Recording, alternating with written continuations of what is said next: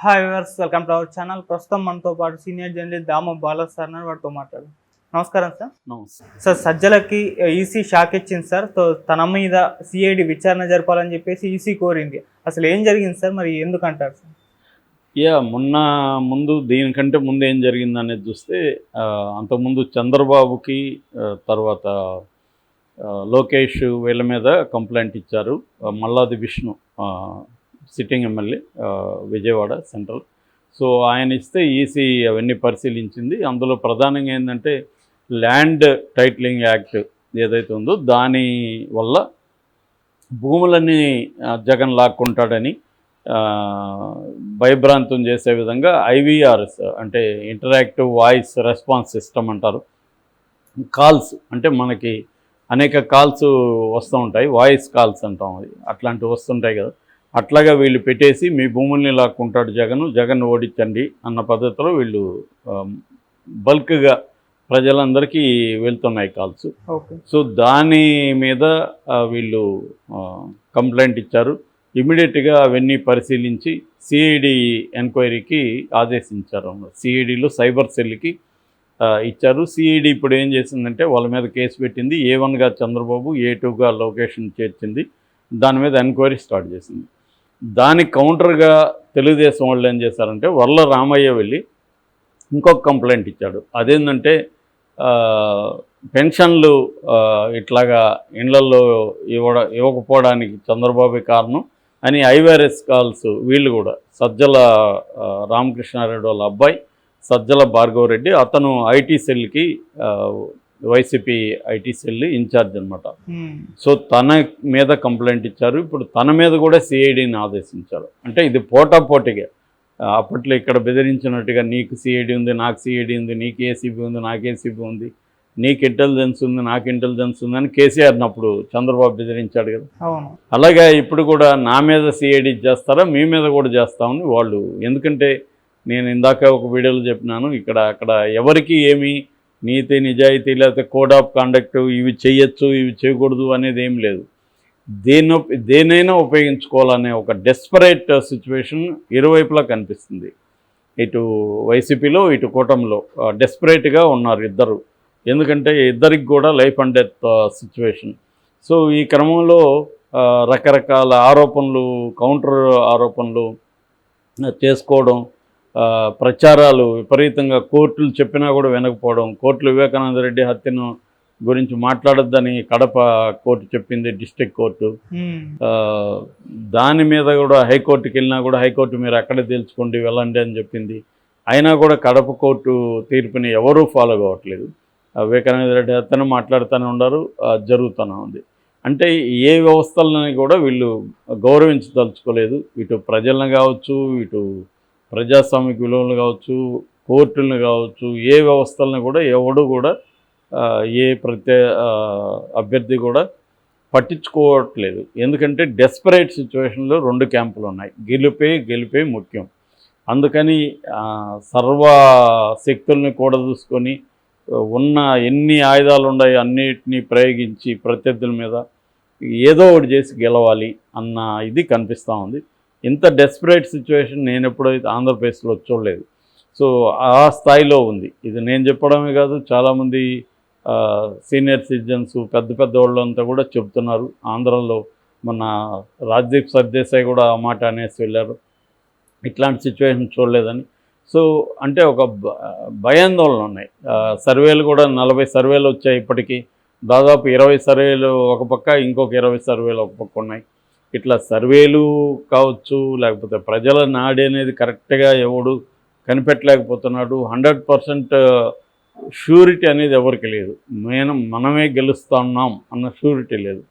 అందుకని ఏం చేస్తున్నారంటే ఎన్నికల కమిషన్ని కూడా ఎవరు ఉపయోగించుకోవాలి. సహజంగానే ఎన్నికల కమిషన్ బీజేపీ చెప్పినట్టు వింటుంది. ఎందుకంటే ఎన్నికల కమిషనర్లు 3 ఉంటారు సెంట్రల్లో. 3 నియమించే అధికారం ఉన్న కమిటీలో 3 ఉంటారు.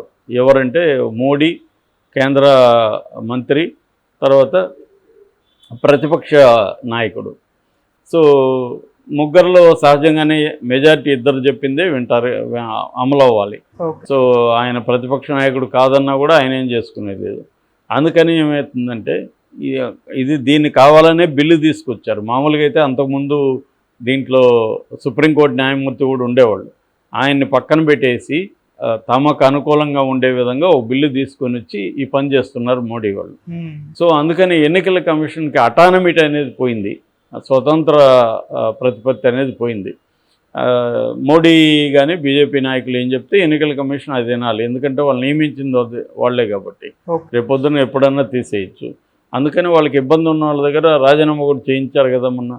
సో అందువల్ల ఇప్పుడు ఇక్కడ కూటమిలో బీజేపీ ఉంది కాబట్టి కూటమి ఎన్నికల కమిషన్ని ఇన్ఫ్లుయెన్స్ చేయడం మొదలైంది. మొన్నటి వరకు ఇన్ఫ్లుయెన్స్ చేయలేదేమో అని అందరూ అనుకున్నారు, కానీ స్టార్ట్ అయింది. నిన్న డీజీపీని బదిలీ చేశారు, ఇద్దరు అనంతపురం అండ్ రాయచోటి డిఎస్పీలని ఇద్దరిని బదిలీ చేశారు.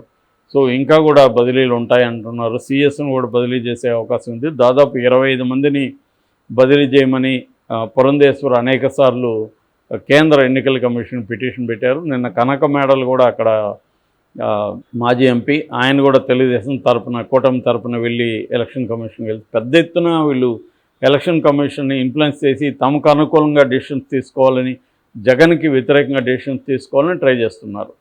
సో ఈ మొత్తం కాంటెక్స్ట్లో మనం చూడాలి. చూసినప్పుడు ఇటు సిఐడిని ప్రయోగించడం కావచ్చు, వాళ్ళ మీద చర్యలు తీసుకోవడం కావచ్చు, ఈసీ అనేది స్టార్ట్ అయింది. నాకు తెలిసి ఈ 5-6 రోజుల్లో డ్రాస్టిక్ మార్పులు జరిగే అవకాశం ఉంది. ఓవరాల్గా బీజేపీ చంద్రబాబుకు అనుకూలంగానే నిర్ణయాలు తీసుకునే వైపుగా కదులుతుంది. దాని స్ట్రాటజీలు మారడంలో నేను ఇందాక ఒక వీడియోలో చెప్పినట్టుగా అది సెంట్రల్లో కాన్ఫిడెన్స్ కోల్పోయింది. మనకు స్వతంత్రంగా 300 పైన సీట్లు వస్తాయని నమ్మకం బీజేపీకి పోయింది. 200+ వస్తేనే ఎక్కువ అన్న ఫీలింగ్ అయితే వచ్చింది. ఎందుకంటే ఓటింగ్ సరళి చూసిన తర్వాత వాళ్ళు సమీక్షించుకుంటున్నారు. సో అందుకని వాళ్ళు సౌత్ ఇండియా మీద బాగా ఫోకస్ చేస్తున్నారు. సౌత్ ఇండియాలో ఒక 70 సీట్లు తెచ్చుకుందాం అనుకున్నారు. అందులో 70 కాదు కదా, కనీసం 20-30 కూడా వచ్చే పరిస్థితి లేదు.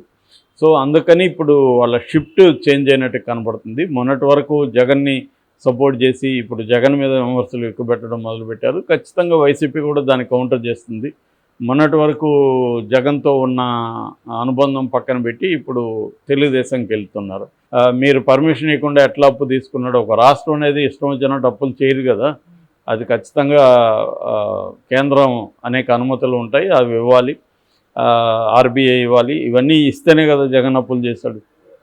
అట్లాగే జగన్ మాఫియా అని, తర్వాత కుంభకోణాలు జరుగుతున్నాయని, ఇసుక అని, మద్యం అని ఇవన్నీ మాట్లాడుతున్నారు. ఇవన్నీ మీరు ఎందుకు చర్య తీసుకోలేదు? మీకు ఆల్రెడీ పురంధేశ్వర్ కంప్లైంట్ ఇచ్చి కూడా చాలా కాలం 6 నెలల పైన అయింది. ఎందుకు మరి దాని మీద కనీసం చిన్న చర్య కూడా తీసుకోలేదు? కాబట్టి క్లియర్గా ఏంటంటే మొన్నటి వరకు జగన్ వైపు ఉన్నారు, ఇప్పుడు హఠాత్తుగా వాళ్ళ దాంట్లో షిఫ్ట్ వచ్చింది. ఏదేమైనా ఇది చంద్రబాబుకి కలిసి వస్తున్నట్టుగా మనకు కనబడుతుంది. ఈ ఎన్నిక బలం చంద్రబాబు వైపుగా పెరుగుతుంది. జగన్ ఏమో గ్రౌండ్ లెవెల్లో వర్క్ చేసుకుంటూ వెళ్తున్నాడు. అంటే జగన్ అంతా కూడా తన పథకాలు నమ్ముకున్నాడు, తనకున్న పోల్ మేనేజ్మెంట్ స్కిల్స్ని నమ్ముకున్నాడు, అటువైపుగా జగన్ వెళ్తున్నాడు. చంద్రబాబు ఏమో అన్ని వ్యవస్థల్ని కమ్ముకుంటూ వస్తున్నాడు. సో మరి ఈ దీంట్లో ఎన్నికల కమిషన్ స్టార్ట్ అయినట్టు కనబడుతుంది. ఎందుకంటే డీజీపీని ఈరోజు బదిలీ చేసింది నిన్న. సో ఇంకా కూడా బదిలీలు చేస్తుంది. ఎన్నికల కమిషన్ మెల్లగా చంద్రబాబుకు అనుకూలంగా మారితే మాత్రం జగన్కి ఖచ్చితంగా కష్టాలు తప్పవు. Okay sir, thank you so much.